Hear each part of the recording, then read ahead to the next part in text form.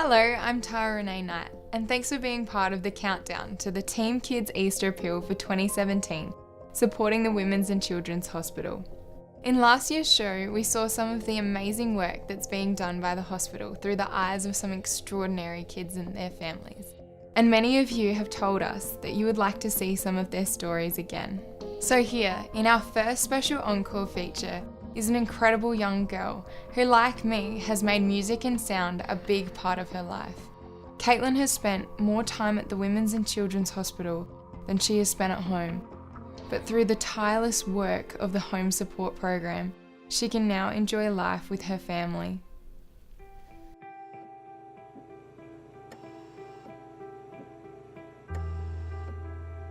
Catelyn spent her first 6 years in Women's and Children's.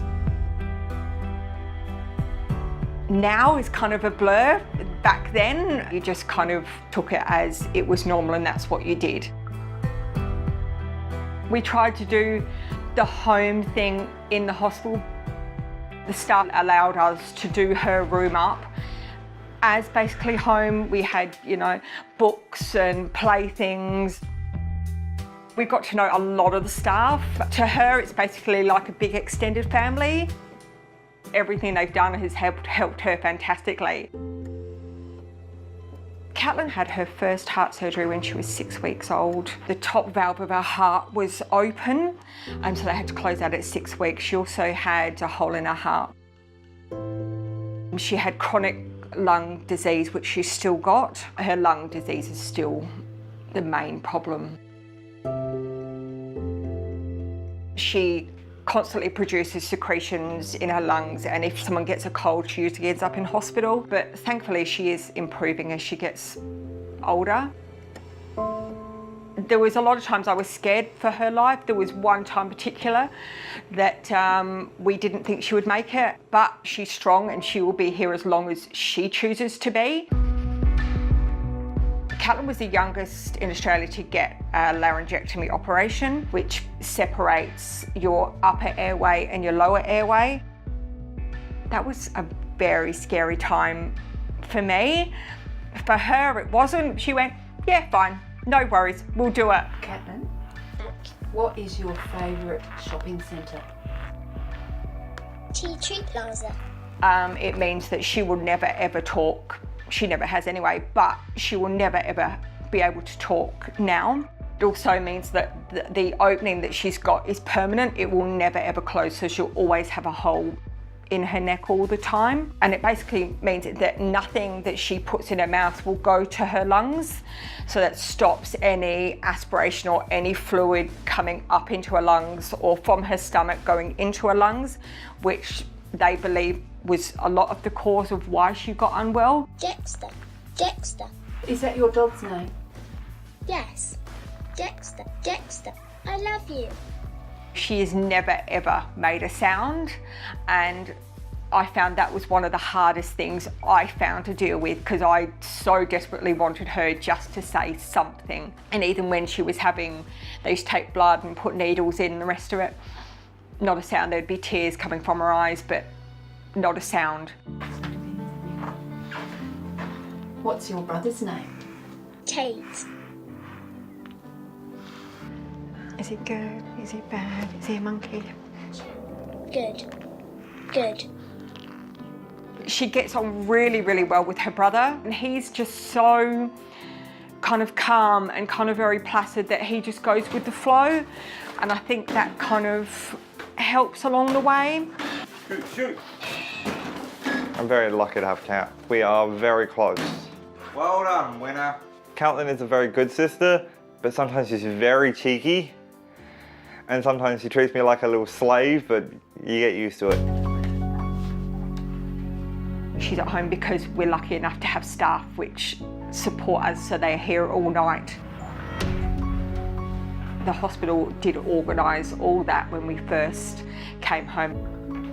We have a care worker every single night, and then on the weekends when she goes out, we have registered nurses, so that when she goes out to on shopping or wherever she goes there, they go out with her.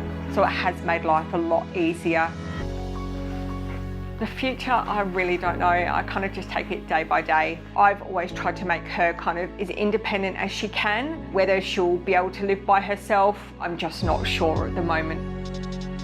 Catelyn is a very, very happy girl. For everything she's been through, I think she's amazing. She really is. Next, on the TeamKids Easter Appeal Countdown. We were given such low percentages of Catelyn actually surviving, but the cardiology team at Women and Children's have been fantastic. Without the Women and Children's Hospital, I wouldn't have my son.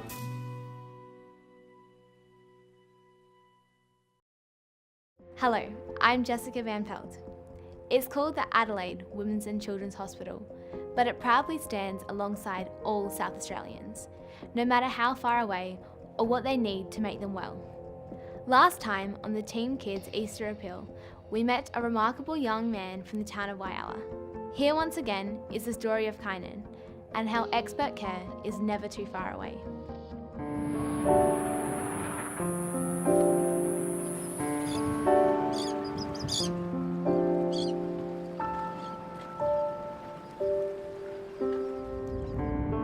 Whyalla to Adelaide. It's a long drive for us. It's 10 hours to get to the Women's and Children's Hospital. But we know that we're in the best hands possible.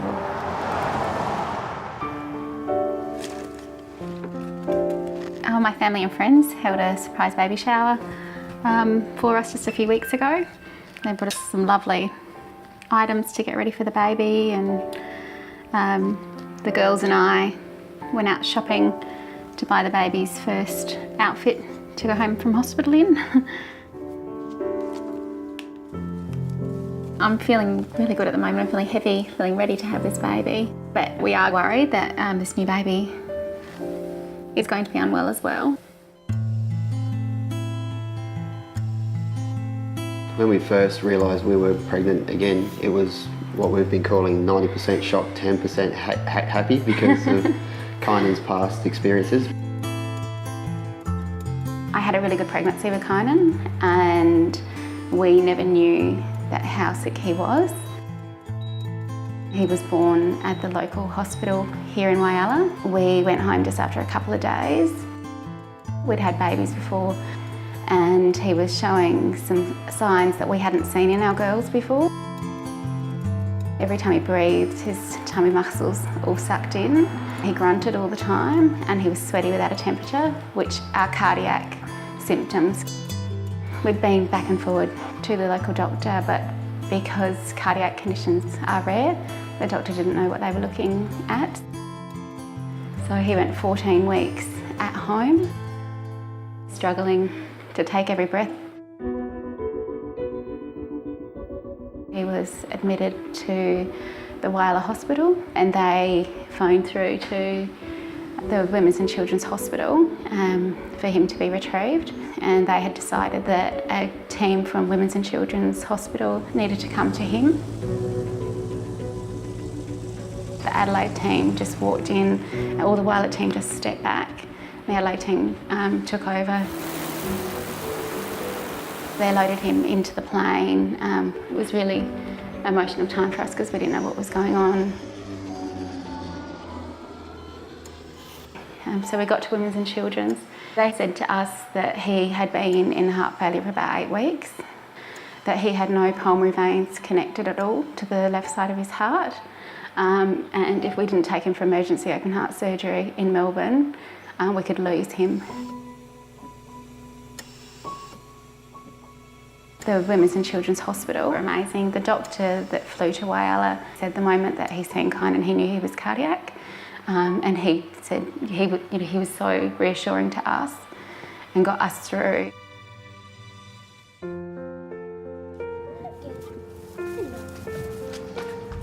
Without the Women and Children's Hospital, I wouldn't have my son. Catelyn he's a normal 8-year-old boy. He absolutely loves dinosaurs, Star Wars, everything else. We were given such low percentages of him actually surviving, but the cardiology team at Women and Children's have been fantastic. They've put us all on the right track, the right medication, great advice, and now you wouldn't know Kynan has an issue. He does have two big sisters. So at the time Kynan was diagnosed, they were 5 and 7. It has been hard on them over the years. Kynan is our little miracle. It wouldn't be the same without him. He means like the world. I don't know what it would be like without him. We're always a bit worried when he goes in for surgeries and stuff, but we know that he'll be all right because he's tough. So when you have a really sick child, you do question your why us. You feel like you have done something wrong, you've made them wrong. But you do realise it's nothing that you've done, that this is the way it was going to be. We found out that we were expecting a baby. We were quite nervous. So the Women's and Children's have been looking after us very well. They ordered early tests for our baby. The cardiologists have also scanned our baby's heart. Everything's meant to be okay. So we're looking forward to meeting this little bundle. Next on the Team Kids Easter Appeal Countdown. I think this is the sort of thing that I'd like to do. You know, hair, makeup, nails, just lifting the spirits of people.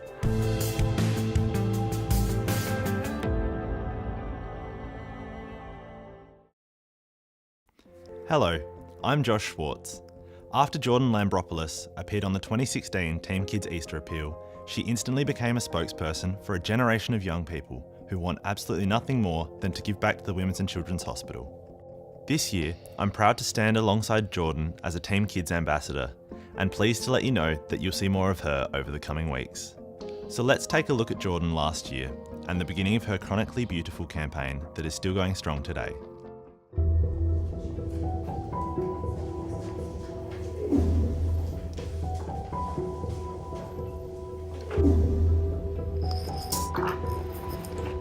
I'm Jordan Lambropoulos and I'm from Adelaide.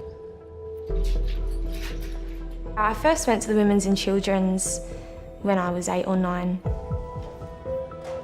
I was diagnosed with Crohn's disease, which is an inflammatory bowel disease. My body doesn't really recognise its own digestive system as being its own, so it attacks itself. There's a lot of pain when it flares up. Pain, fatigue. So this is basically one of the things I have to do. I've spent the past 10 years or so in and out of the Women's and Children's. Depends how much I want. When you're in hospital, the struggles are socialising and self-confidence, self-esteem, that sort of thing. You're isolated from the rest of the world and you're in your own little hospital world.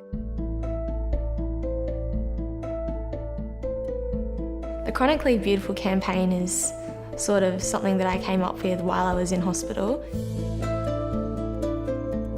I had a few friends come in and do my hair and makeup and whatnot, and it improved my mindset. I was just feeling more confident about myself. It was just good to feel pretty, I guess. I know how much it helped me, and I thought that might help other people as well. So we had a photo shoot day. We had a photographer and we had a few people doing hair and makeup. We all met in a park, and this was a group of girls who I'd met either through the hospital or who I knew had chronic illnesses. It was just a really good day because I was able to see everyone else experience that happiness that I experienced.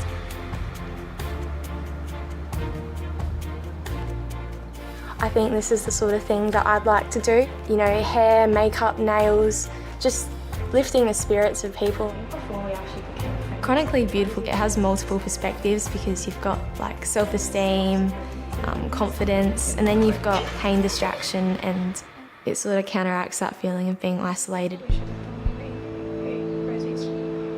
I think it's a really good idea. It makes you feel good about yourself. I just find it very relaxing and it makes you feel good afterwards. I really hope that it'll be able to develop with a regular roster of volunteers who are maybe makeup students or hair students, nail technicians. I guess that's sort of gaining experience for them, but it's also helping with the campaign itself. I guess being at the Women's and Children's Hospital so often has made me develop a deeper understanding of other people's situations rather than just my own. Just because you are chronically ill does not mean you are not beautiful, because you are. And to anyone else who's watching who does hair, makeup, nails, all that sort of beauty therapy type stuff, the more people who can get involved, the better. So I guess contact TeamKids to get involved. Next on the TeamKids Easter Appeal Countdown. I think it's great that TeamKids are focusing on palliative care. They were so supportive and wonderful. We know the difference support can make to families who are going through what we've been through. In all honesty, we would have been lost without the palliative care team at the Women's and Children's Hospital.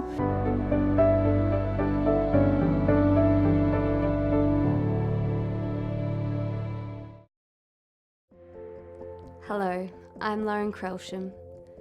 Despite the very best of expert care, not every patient at the Women's and Children's Hospital will live. Tragically, in some cases, death is inevitable. But it is in these dark times that the hospital provides a vital service. The Paediatric Palliative Care Service is always there to shine the light that helps these families find a way through the gloom. The healing they provide to the community through a variety of initiatives is very special indeed. There's so many different waves of grief. It's just trying to find that new way of being. It's not ever ending, it's not ever going to go. It's just trying to find a new way of dealing with life and remembering and getting on. I feel very connected to Hunter when I'm on the beach, and I feel like he's always with me. It was a very hard decision to make, going into palliative care. I think most people's perception of palliative care is final, it's end. But when we actually got to a point of accepting that specific support, it was like a weight was lifted off my shoulders. Sam passed away when he was almost 5 years of age. We still consider Sam very much part of our family. What happened to Sam and to us was extremely sad, but we feel very fortunate that we are able to reflect back on the time that we had with Sam with a lot of joy and a lot of love. And I think the hospital helped create those special times. We felt a great sense of gratitude to the hospital for what they'd done in caring for Sam and for caring for us as a family as well for a significant amount of time. So we did want to support, in particular, the palliative care service. And we thought one way we can do that is through the art therapy program. I'm Belle, I'm the art therapist at Palliative Care at the Women's and Children's. So obviously I work a lot in grief and loss. I work with patients, siblings and parents through the journey of having a life-limiting illness. An art therapist helps people to express themselves without having to put words to it. There's so much that we can't explain, but we can do that in the art and through the art. These are people who are going through a really vulnerable time in their life, and I love the fact that I get to help. It's a really privileged position to be in.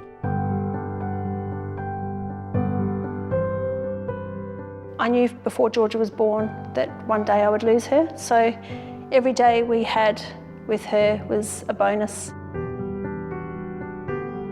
My most treasured possession is a cast of our hands in plaster of Paris. The three of us, Georgia, Chelsea and I, put our hands together and we put our hands into this mould, and we ended up with this amazing sculpture, really, of our 3 hands entwined.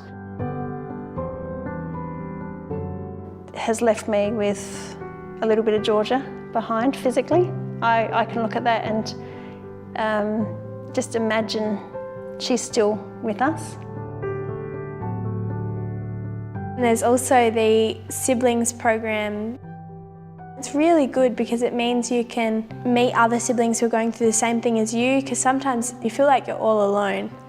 And these days just help you understand that you're not all alone and that there's other people out there that understand you. I think it's great that TeamKids are focusing on palliative care. They were so supportive and wonderful, and still, now that Hunter has passed, we're still getting the service from palliative care for my other children and for me. The palliative care service were incredible. They had so much love and care for our son. We know the difference support can make to families who are going through what we've been through. And it doesn't make it any easier knowing your child's going to die. The hole that's left is still huge. Time will never heal. We couldn't change it, but what we could do is just, give her the best life possible and surrounded by love, and that's what she had from the day she was born until the day we had to say goodbye. In all honesty, we would have been lost without the palliative care team at the Women's and Children's Hospital. There's so many wonderful things that palliative care do. There's a lot of families out there that don't get a chance to have holidays, or they don't get a chance to just do the normal things that we all take for granted. And palliative care can support them with having days out, with bringing nurses into the home to give them some respite and things like that. So I'm really passionate about trying to help TeamKids and palliative care to raise awareness. Thanks again for being a part of our countdown. We're looking forward to having your company for the TeamKids Easter Appeal. But that's all for now. Bye!